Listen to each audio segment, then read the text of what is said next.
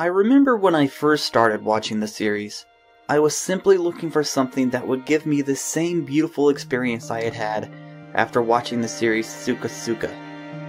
But what I got was an experience far more beautiful, and a story far more moving and compelling than anything I had ever experienced before. Traveling the ether back to you, to a land so far away. I feel the distance in between. At first, all I could do was sit there and try to take it all in as this mysterious, beautiful world revealed itself before me. And before I knew it, I was already taking part in its story. Who I could be is the mystery to solve.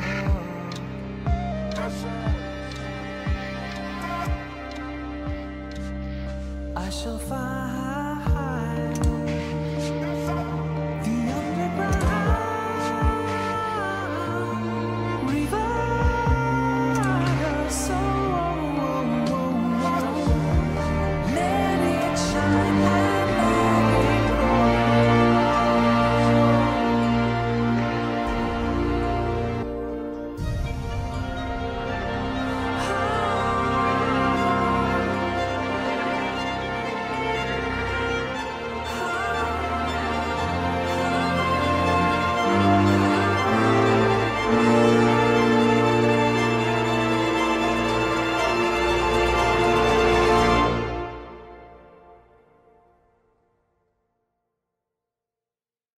There are many aspects that contribute and make up the mysterious and beautiful world that is Made in Abyss.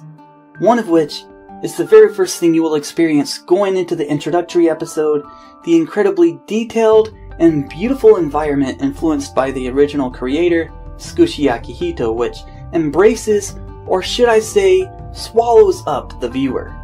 But for me, one of the better aspects has to be the scripting and writing. For one, the narrative, which was done by Maya Sakamoto, is one of the best that I've heard in an extremely long time.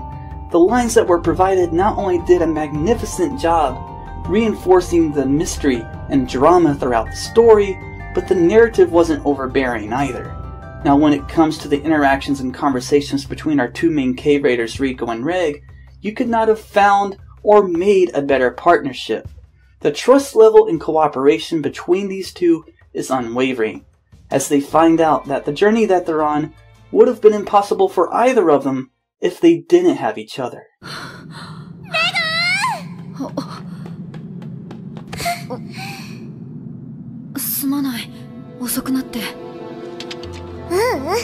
Reg のおかげでここまで来れたんだ。ありがとね、レグ。おう。それは僕も同じだ。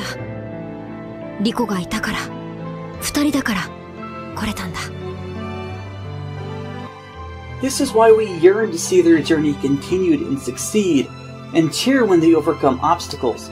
It's also why, when the drama starts to fly, that it hits us twice as hard. Because when we see strong characters like this struggle, it makes us think, how can this happen? Come on, you've got to make it through.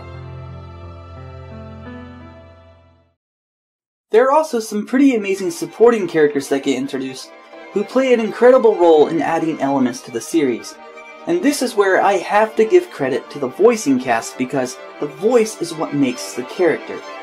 Uehara Sayaka, who voiced the role of Ozin, did a magnificent job keeping the audience on edge with her very menacing yet straightforward demeanor and tone. But if you were to ask me which two characters I feel had the most impact, they would have to be Rico and Nanachi.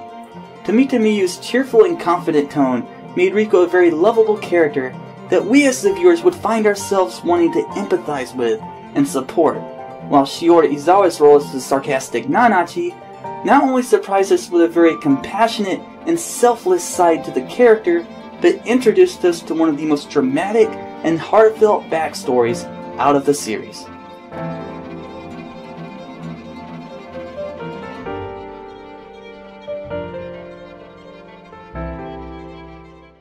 Now, the character designs which were handled by Kisei Kazuchika really did an excellent job making us fall in love with the characters, even for some of the more minor supporting ones like Kiyui, who is one of my personal favorites.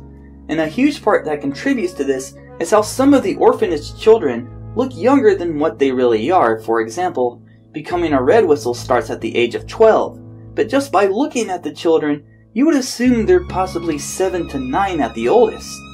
This is why there is a really strong sense of discomfort throughout the journey, and why the drama in the series is so powerful. But I do believe that Ozun describes this aspect best. 真相で2時間無力な子供を放置してみなよ。どんな風に食い散らかされるかね。Now, the creature designs are a work of art of all their own.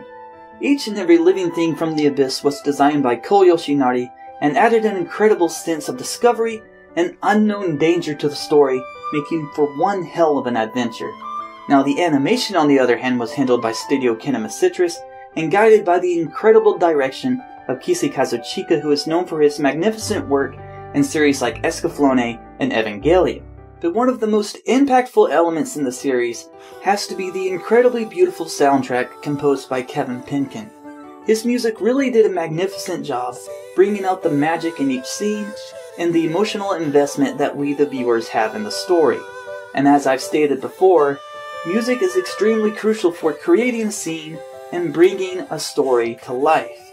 And from my own personal experience, no matter how many times I've listened to it while watching, it never ceased to move and captivate me.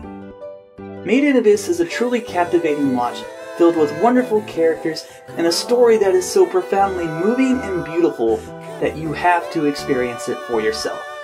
So I urge you, if you haven't done so already, take the challenge and journey into the Abyss.